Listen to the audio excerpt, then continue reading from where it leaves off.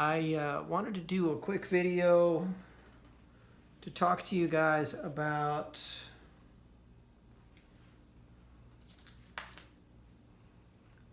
this innocuous little device.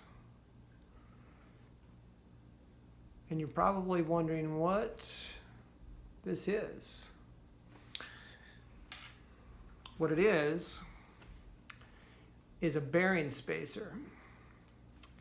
So if you guys are like me, back when I started skating as a teenager, I didn't understand the point of these things or of these things. These are bearing axle washers. And so, being a guy who liked to simplify things, I just got rid of stuff like that. And I would just stick my two bearings on without any washers and without a spacer. And I rode like that for many years. And then after ripping the inner core out of a wheel,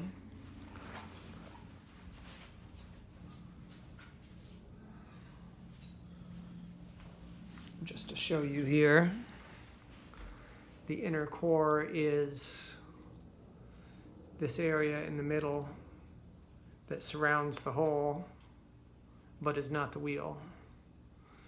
If you do a lot of lateral slides where you slide sideways, like I like to, it does put stress on that part of the wheel, but if you don't use bearing spacers, it puts more of it, because what happens is there's nothing to keep these bearings and the sideways pressure they're feeling from moving against that more. And so that can be a problem for the longevity of your wheels, number one. Number two, I'm going to show you here with a tool how you can tighten these down pretty snugly.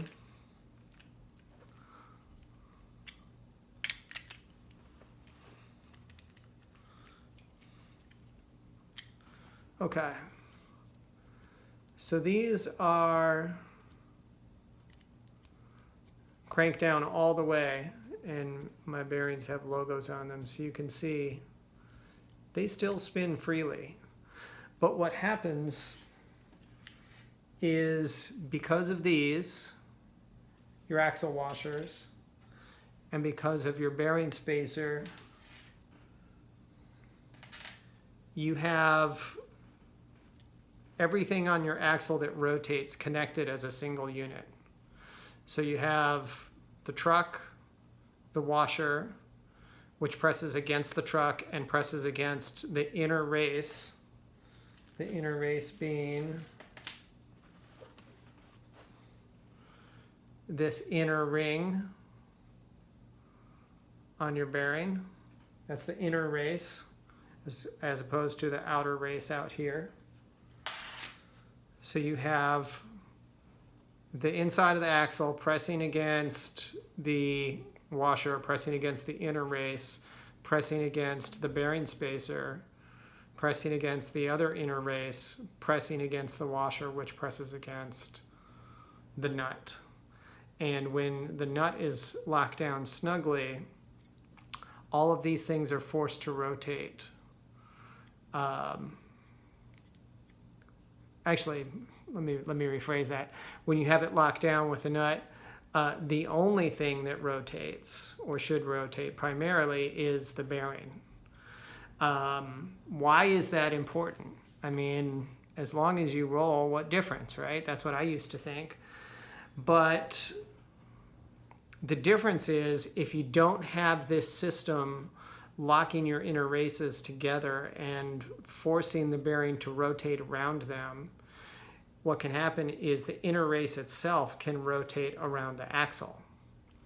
And then you're not using your bearings efficiently, and it can create drag because they're turning a little bit around the inner race, but the race is slipping as well, which creates drag, creates friction on your axle, can potentially create heat issues, and it doesn't make the most effective use of your bearing. And also, to get your wheels to spin freely now, you have to loosen your truck bolts so that they spin freely, and then sometimes you have your wheel jiggling back and forth and your board rattles, which is one of the most irritating things to me, to have a skateboard setup that rattles like a bunch of loose junk. So not a lot of people know this. It's just a little public service announcement I wanted to do, because the prevalence of people not using spacers is so great today that a majority, I would say, of bearing companies do not even supply them. You have to purchase them separately, if at all. And so most people don't even use them. And most good truck companies will provide a pair of washers with their trucks, which you can see this Grind King set has. I'm trying to get them to separate a little bit so you can see them.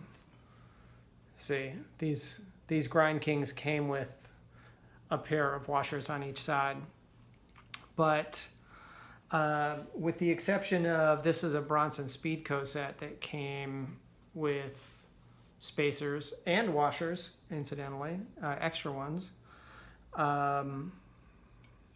Came with 8 bearings, 8 washers, and 4 spacers. So except for these and like the better Bones bearings, like Bones Swiss and a few of their other models, a lot of the more budget priced bearings today don't even come with spacers or washers. So you can get by without using them, but you're not going to have the most effective or the most efficient roll.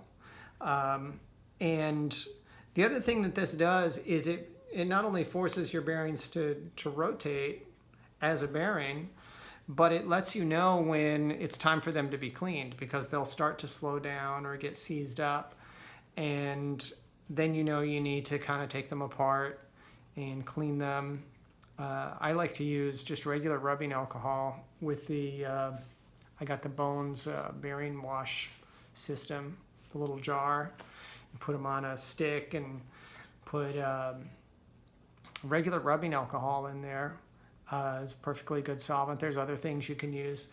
And you shake them around, let them soak for a little bit, and then you kind of pour them out, dry them on a paper towel. It's easy to dry them out. It's important to dry them out. And then you add like a drop of bearing oil into, or a couple drops into each bearing, and you're good to go until next time. You put the covers back on, away you go. You know, that is something that you should just be doing as part of regular maintenance on your skateboard to keep your bearings rolling smoothly. So I hope this helps you guys out. I'm not sure how many people are actually going to Google this topic, but if somebody does, maybe they'll see this video and understand why you should use bearing spacers on your skateboard. Thanks for checking in. Have a great day, guys, and God bless. Skate safe. Later.